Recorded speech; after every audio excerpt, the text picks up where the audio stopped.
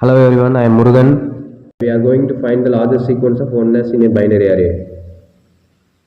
We use two variables, count to track the current number of consecutive oneness, maximum ones to store the maximum streak found so far. We loop through the array.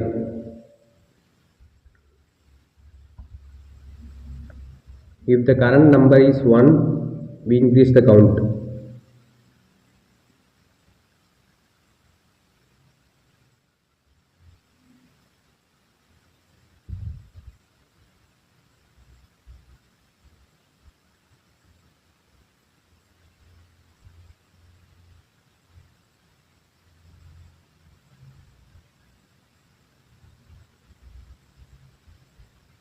If it is 0, we reset count to 0 because the streak is broken.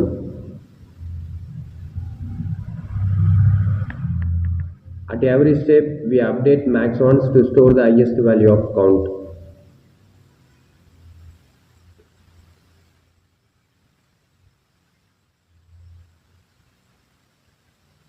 Finally, we return the max ones which holds the longest stretch of oneness in the array.